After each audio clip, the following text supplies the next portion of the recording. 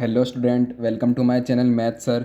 तो स्टूडेंट, आज की वीडियो में हम करने वाले हैं क्लास 10th के एनसीईआरटी का चैप्टर 7 एक्सरसाइज 7.1 का क्वेश्चन नंबर 10। तो क्वेश्चन 10 में हमें दे रखा है find a relation between X and Y such that point X comma Y is equidistant from point 3,6 and -3,4। यानी कि हमें एक्स एंड वाई के बीच में रिलेशन फाइंड करना है और एक्स और वाई जो हमारा पॉइंट है वो इक्विडिस्टेंट है 3,6 है एंड -3,4 से।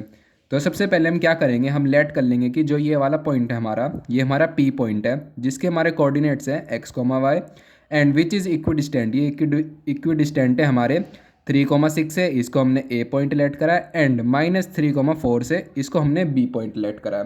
तो हमें सबसे पहले इक्विडिस्टेंट का मतलब है, तो यानी कि हमें P A is equals to P B.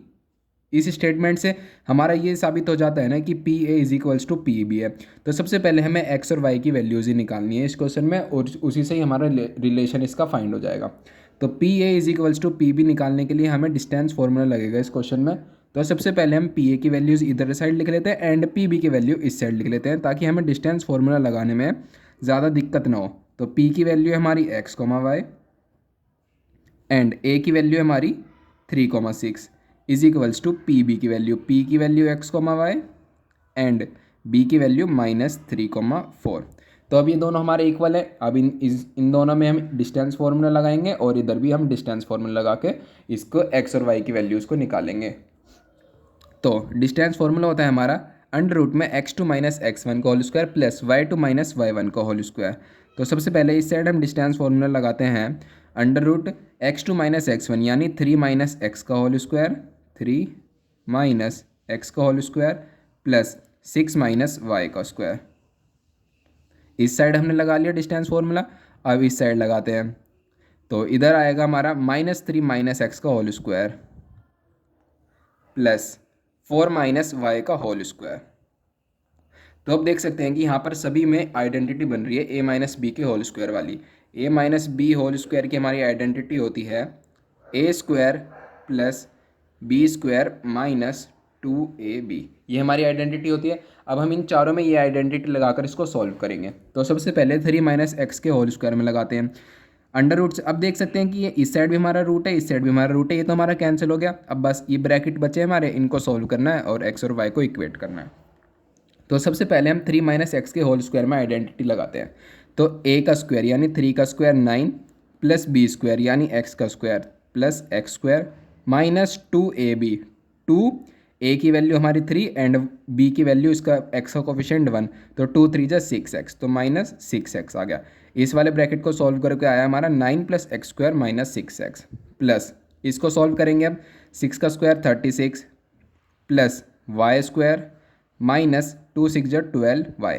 2ab मतलब 2 × 6 और मल्टीप्लाई y का कोफिशिएंट 1, तो 12y आ गया इज इक्वल्स टू। अब हम लगाएंगे -3 - x के होल स्क्वायर में आइडेंटिटी। तो -3 का स्क्वायर हो जाएगा हमारा 9 प्लस x का स्क्वायर एक्स स्क्वायर -2ab। अब यहाँ पर -2ab यहाँ पर प्लस का हो जाएगा क्योंकि -3 जो है वो क्योंकि 3 जो है वो हमारा माइनस में है, तो माइनस ए की मल्टीप्लाई हो गई तो ये प्लस का हो जाएगा, तो प्लस का 6x आ जाएगा हमारा प्लस। अब 4 - y के होल स्क्वायर हमारा बचा, इसमें हम आइडेंटिटी लगाएंगे। तो 4 का स्क्वायर 16 माइनस वाई स्क्वायर यानी प्लस का वाई स्क्वायर -2ab, 2 4 जा 8y। तो अब हमने आइडेंटिटी लगाकर इसको ये आया, अब ये इक्वेशन हमारी बन गई। अब हम इसको सॉल्व करते हैं। अब देख सकते हैं कि इस साइड भी हमारा 9 है, इस साइड भी हमारा 9 है, कैंसिल हो गया। एक्स स्क्वायर से एक्स स्क्वायर कैंसिल हो गया एंड वाई स्क्वायर से वाई स्क्वायर कैंसिल हो गया। अब देख सकते हैं अब यहाँ पर कुछ भी कैंसिल नहीं हो रहा। अब हमारा बचा यहाँ पर क्या क्या है, अब यहाँ पर हमारा बचा है 6x plus 36 -12y is equals to, इस साइड बचा है हमारा 6x प्लस 16 -8y। अब ये हमारा बचा, अब हम इसको सॉल्व करेंगे। अब ये 6x इधर है तो इसको हम इस साइड ले आते हैं, तो -6x और -6x। अब -12y और इधर हमारी जो y की है इसको इधर ले आते हैं, तो पॉजिटिव का 8y इज इक्वल्स टू, इस साइड हमारा बचा है 16 एंड ये 36 प्लस का इस साइड आके हमारा हो जाएगा माइनस का, तो 16 - 36 -6x और -6x ये हो जाएगा हमारा -12x एंड -12y + 8y ये हो जाएगा हमारा -4y इज इक्वल्स टू 16 - 30 ये हो जाएगा हमारा -20। अब ये हमारा ये इक्वेशन आ गई। अब हम क्या करेंगे, अब इसमें से हमारा क्या हो रहा है, 4 कॉमन निकल रहा है ना, -4 हम कॉमन निकाल सकते हैं इसमें से।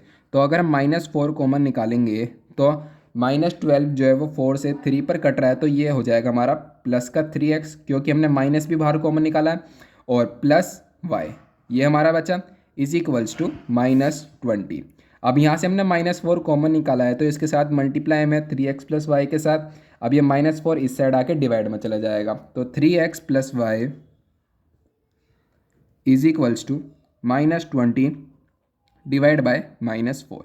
माइनस से माइनस कैंसिल एंड 4 से 20 को कैंसिल करेंगे तो हमारा आ जाएगा 5। तो 3x + y का जो रिलेशन आया है वो हमारा ये आया है 3x + y is equals to 5। ये हमारा x और y का रिलेशन आया है, और यही इसका यहीं पर सॉल्यूशन खत्म होता है। ये इसका आंसर है। आई होप स्टूडेंट आपको ये क्वेश्चन अच्छे से समझ आया होगा। अगर समझ आया तो प्लीज़ इस वीडियो को एक लाइक करना और मेरे चैनल को सब्सक्राइब करना। Thank you.